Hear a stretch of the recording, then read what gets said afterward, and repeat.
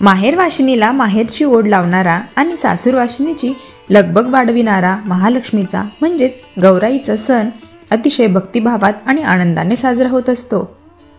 भाद्रपदात गणपती बाप्पाच्या आगमनानंतर काही दिवसांमध्येच घरोघरी गौराईचे आगमन होते। अर्थात ज्यांच्याकडे महालक्ष्म्या पूर्वापार आहेत किंवा नवसाने त्या स्थापित केल्या जातात, अन्यथा काही जणांकडे त्या पाहुण्या म्हणून देखील स्थापित करण्यात येतात।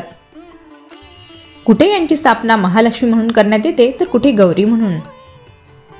3 दिवस माहेरपणाला आलेल्या या गौरी घरात प्रसन्नतेचे वातावरण घेऊन येतात। पहिला दिवस त्यांच्या आगमनाचा, दुसरा दिवस त्यांच्या पूजनाचा व पाहुणचाराचा आणि तिसरा दिवस त्यांच्या विसर्जनाचा, असे एकूण 3 दिवस त्यांचे वास्तव्य घरात असते। अनुराधा नक्षत्रावर त्यांची स्थापना केली जाते। ज्येष्ठा नक्षत्रावर त्यांचे पूजन होते आणि मूळ नक्षत्रावर त्यांचे विसर्जन करण्यात येते। ज्येष्ठा नक्षत्रावर पूजन केले जात असल्यामुळे यांना ज्येष्ठा गौरी म्हणतात। तर यावर्षी 2024 मध्ये ज्येष्ठा गौरी आवाहन कधी आहे, शुभमुहूर्त काय आहे, गौरी घरी कशी आणावी, तसेच पूजन विसर्जन कधी आहे, या 3 दिवसांची सविस्तर माहिती आपण बघणार आहोत। तर व्हिडिओ शेवटपर्यंत नक्की बघा। तसेच चॅनलवर नवीन असाल किंवा अजूनही चॅनलला सबस्क्राईब केले नसेल तर नक्की सबस्क्राईब करा। सोबतच बेल आयकॉनवरही क्लिक करा, म्हणजे नवनवीन सर्व व्हिडिओंचे नोटिफिकेशन तुम्हाला येतील। चला तर मग जराही वेळ वाया न घालवता व्हिडिओला सुरुवात करूयात। तर यावर्षी 2024 मध्ये ज्येष्ठा गौरी आवाहन तिथी 10 सप्टेंबर 2024 म्हणजे मंगळवारी आहे। अनुराधा नक्षत्र 9 सप्टेंबर या दिवशी संध्याकाळी 6:04 सुरू होत आहे आणि त्यानंतर दुसऱ्या दिवशी म्हणजे 10 सप्टेंबर या दिवशी रात्री 8:03 हे संपत आहे। तर आपल्याला अनुराधा नक्षत्रामध्ये म्हणजेच 8:03 आत गौरी आवाहन करायचे आहे। शक्य असल्यास संध्याकाळी 7च्या आधीच आपल्याला गौरी आवाहन करायचे आहे, कारण हा शुभमुहूर्त सांगितला आहे।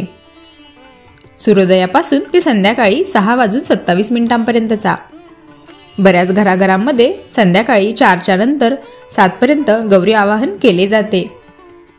त्यानंतर दुसऱ्या दिवशी म्हणजे 11 सप्टेंबर 2024 बुधवारी दिवसभरात कधीही गौरी पूजन केले तर चालते। काही ठिकाणी सकाळी तर काही ठिकाणी संध्याकाळी करतात। आमच्याकडे हे संध्याकाळी 6-7च्या दरम्यान केले जाते। तर या दिवशी ज्येष्ठा नक्षत्र रात्री 9:22 संपत आहे। तर याआधी आपले गौरी पूजन झाले पाहिजे आणि त्यानंतर गौरी विसर्जन आहे 12 सप्टेंबर 2024 म्हणजे गुरुवारी आणि हे मूळ नक्षत्रात केले जाते। तर या दिवशी मूळ नक्षत्र रात्री 9:53 संपत आहे। तर या वेळेच्या आधी आपल्याला गौरी विसर्जन करायचे आहे, कारण शास्त्रानुसार ते शुभ मानले जाते। तर आता गौरी नेमकं घरी कशी आणावी ते आपण पाहूयात। गौरी आवाहनाच्या दिवशी शुभमुहूर्तावर गौरीच्या मुखवट्यांची आणि त्यांच्या हातांची पूजा केली जाते। त्याच रात्री गौरी उभ्या केल्या जातात। या गौरींसह त्यांची मुले, ज्यांना आपण पिलवंड असे म्हणतो, त्यात एक मुलगा आणि एक मुलगी मानली जाते। घरातील पद्धती आणि परंपरेनुसार प्रथम तुळशीजवळ गौरीच्या मुखवट्यांची पूजा केली जाते। तुम्ही ते बघू शकतात, एका ताटामध्ये मी तांदूळ घेतलेले आहे आणि त्यात गौरींचे तसेच त्यांच्या पिलवंडांचेही मुखवटे ठेवले आहेत। तुळशीजवळ या मुखवट्यांची आपल्याला हळद, कुंकू, अक्षता आणि फुले वाहून पूजा करायची आहे।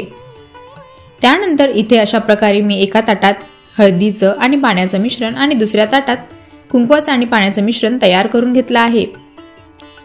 गौरी घरात आणताना आपल्याला अशी पावले उमटवत त्यांना आणायची आहे। गौरी घरात आणताना अशा प्रकारे यामध्ये हात घालून आपल्याला हातांचे ठसे उमटवत घरात आणायचे आहे। काही ठिकाणी पावले काढतही आणले जाते।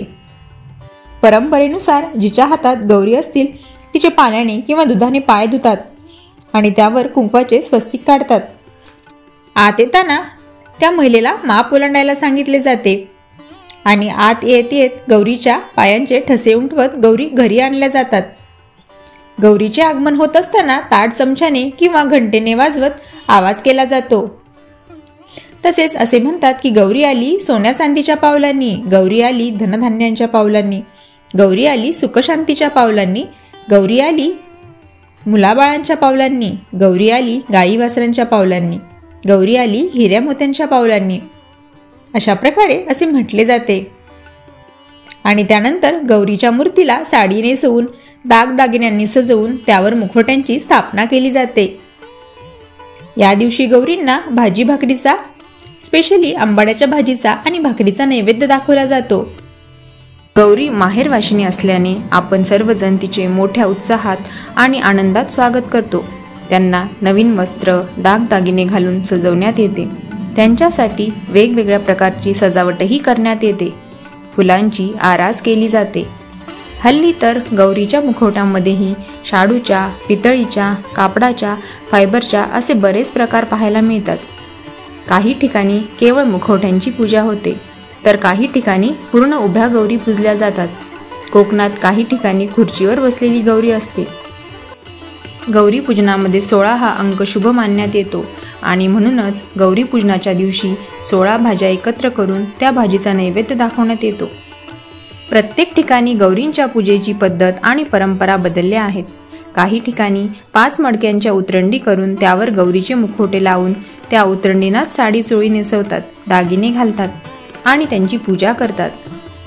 काही कुटुंबात गौरींचे मुखवटे असतात, तर काही कुटुंबात परंपरेनुसार पानवट्यावर जाऊन 5, 7 किंवा 11 खडे आणून त्यांची पूजा करतात.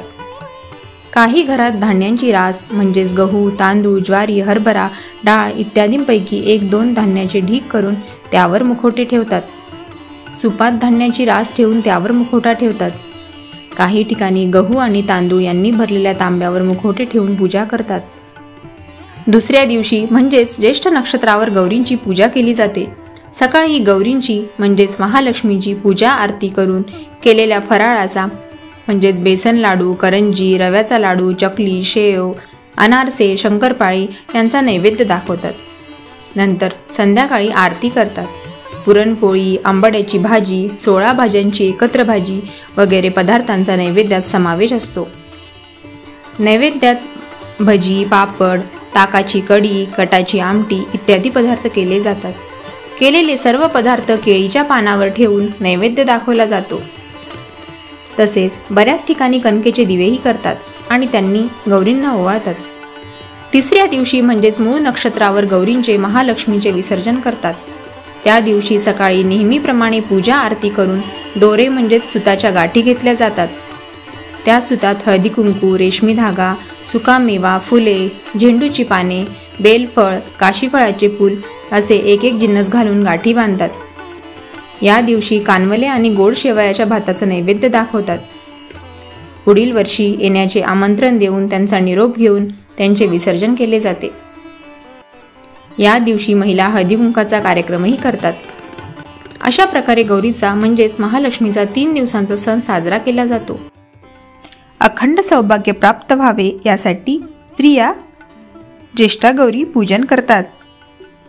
तर ज्येष्ठा गौरीची कहाणी काय आहे, तसेच ज्येष्ठा गौरीची आरती हे व्हिडिओ आपल्या चॅनलवर अवेलेबल आहेत. त्याची लिंक मी डिस्क्रिप्शन बॉक्समध्ये देत आहे. ते व्हिडिओ तुम्ही नक्की बघा. तर कसा वाटला तुम्हाला हा आजचा व्हिडिओ कमेंट करून सांगायला अजिबात विसरू नका. आणि असेच छान छान व्हिडिओज पाहण्यासाठी भक्तिभाव कॉर्नर या चॅनलला सबस्क्राईब करा. धन्यवाद. तुम्हा सर्वांना गौरी गणपती सणाच्या खूप खूप शुभेच्छा.